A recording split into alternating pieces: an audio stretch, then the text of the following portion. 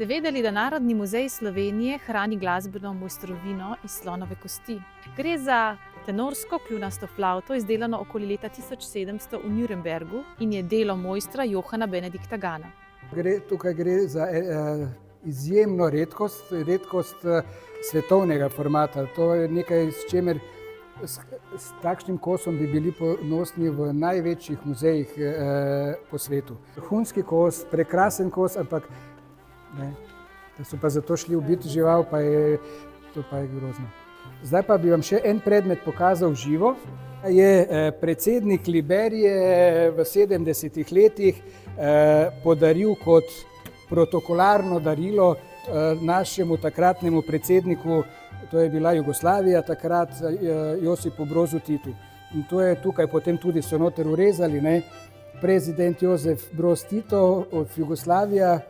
Imamo pa takšne in drugačne predmete iz slonove kosti. Redki so, ampak so, če se ozremo po muzejih ali pa drugje, so slonokoščeni Kristusi na razpelih.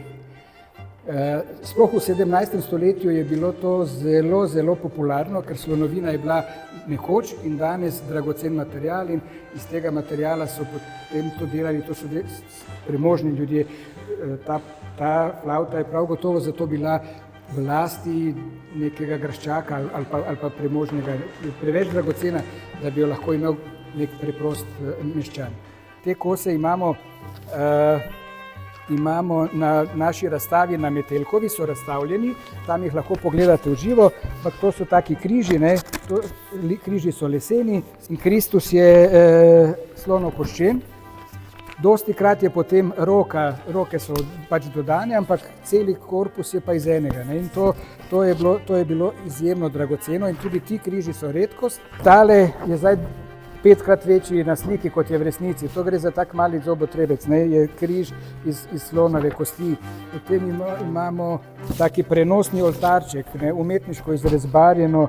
Lobanje so zelo pogoste izdelki iz tega. Takšna glasbila so dragocen del naše umetniške in glasbene dediščine, a njihova uporaba danes odpira številna etična vprašanja. Zaradi množičnega lova, ki je v 19. in 20. stoletju močno zdesetkal slonjo populacijo, je mednarodna skupnost uvedla stroge zaščitne ukrepe in prepoved trgovanja s slonovino.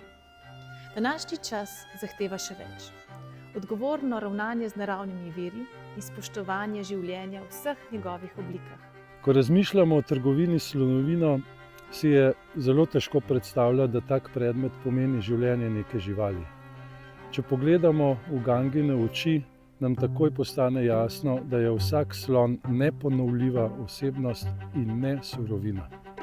Sodobna tehnologija ponuja številne nadomestke slonovine, kot so plastika, kompoziti in posebne zlitine. Čeprav nekateri glasbeniki še vedno prisegajo na posebne lastnosti prave slonovine, večina danes prepoznava pomen varovanja ogroženih živalskih vrst in z odprtostjo sprejema sodobne etične alternative. Konvencija o mednarodni trgovini z ogroženimi prostoživečimi živalskimi in rastlinskimi vrstami, ali na kratko CITES, je mednarodni sporazum, ki zagotavlja, da nobena živalska ali rastlinska vrsta v okviru mednarodne trgovine ni čezmerno izkoriščena. Trenutno v naravi živi še manj kot 25.000 slonov, azijskih slonov in približno okoli 350 do 400.000 afriških slonov. Zaradi množičnega pobijanja v 70-80 letih naj povem, da je samo do leta 1986 so ubili v enem letu več kot 300.000 afriških slonov.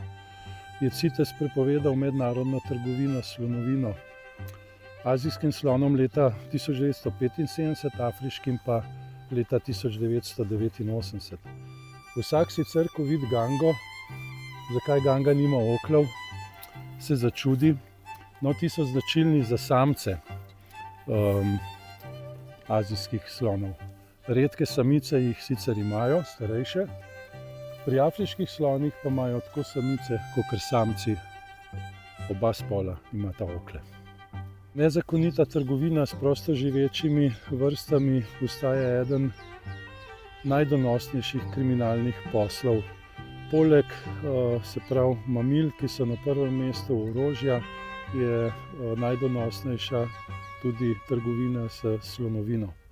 V Prirodoslovnem muzeju Slovenije bomo obiskali kustosa in paleontologa magistra Matija Križnarja, ki nam bo povedal nekaj o nekdanjih slonih velikanih, ki so živeli na območju Slovenije.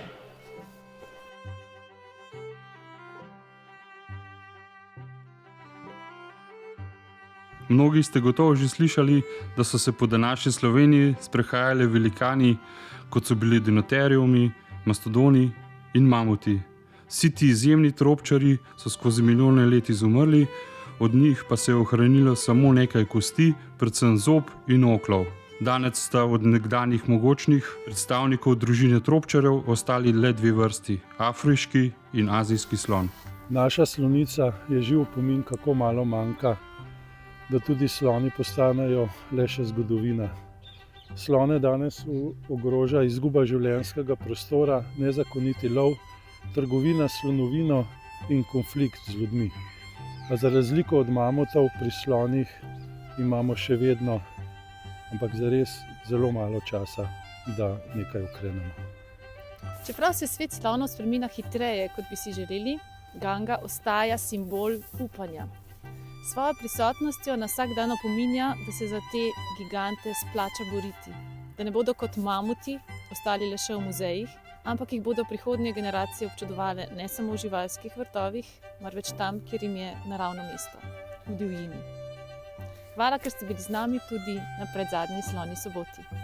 Dragi vsi, gangino leto se počasi izteka. Slonje sobote s tem tudi zelo vljudno vabim na ogled zadnjega prispevka, kjer bomo združili vse najbolj zanimive dogodke, najbolj zanimiva druženja z gango in z vsemi nami.